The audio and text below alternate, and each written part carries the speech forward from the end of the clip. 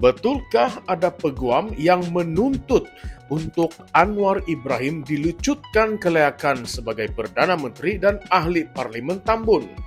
Simpan segala prasangka dan dengarlah, kerana apa yang akan saya ulaskan ini boleh membuat gegar dunia politik Malaysia.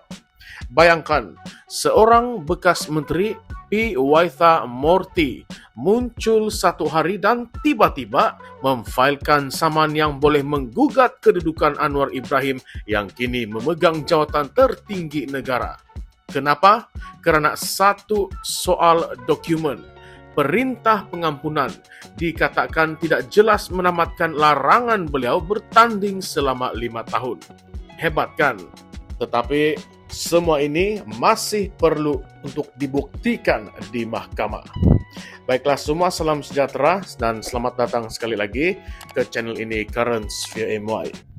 Pada 12 Ogos 2025, P. Waitha Morty memfailkan di Mahkamah Tinggi Kuala Lumpur permohonan agar pelantikan Datuk Seri Anwar Ibrahim sebagai Ahli Parlimen Tambun dan seterusnya sebagai Perdana Menteri diisytiharkan batal dan tidak sah.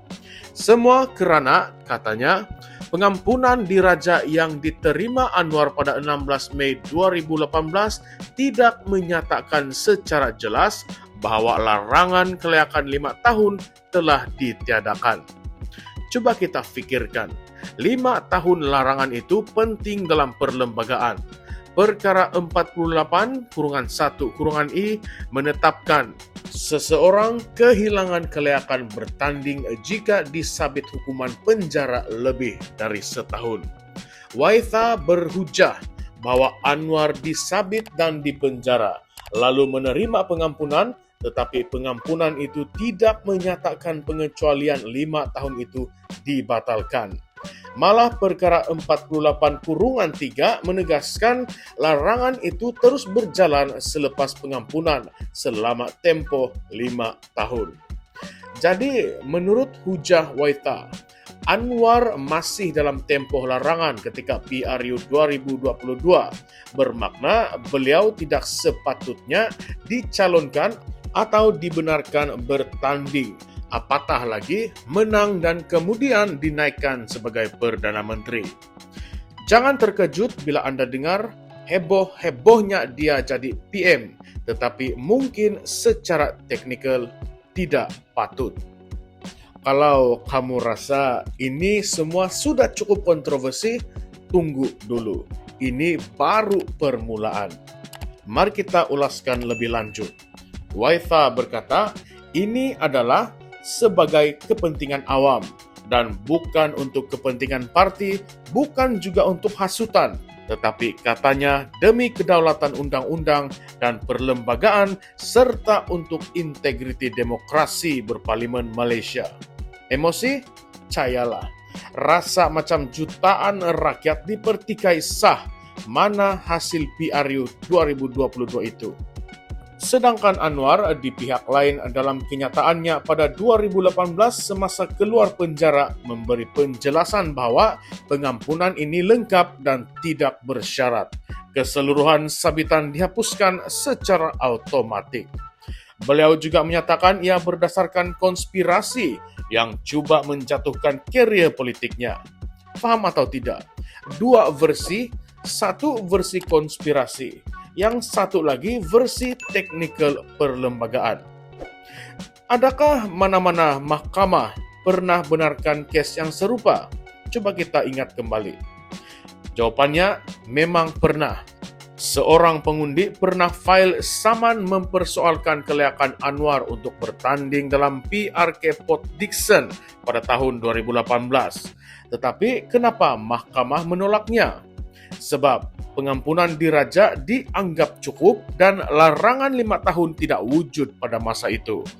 Jadi, ini kiranya satu bab yang baru.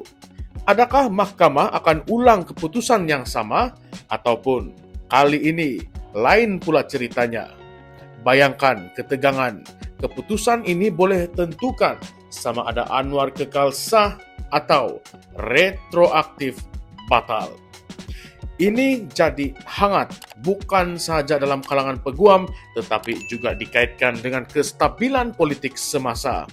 Kerana sebagaimana dilaporkan baru-baru ini, pemimpin AMK tegaskan kedudukan Anwar sebagai Perdana Menteri tidak tergugat walaupun ada usaha cuba meruntuhkannya. So, adakah rakyat patut risau? Ataupun adakah ini hanyalah satu drama perundangan tanpa implikasi praktikal? Jadi, persoalan kontroversi yang kita perlu fikirkan ataupun yang kita perlu berikan jawaban. Saya ingin tanya kepada Anda, jika mahkamah putuskan pelantikan Anwar terbatal, apakah nanti implikasinya? Adakah parlimen perlu di-reset? PRU kecil tambun semula?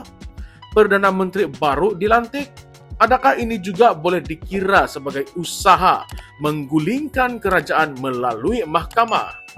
Atau adakah ini langkah tepat untuk menegakkan perlembagaan?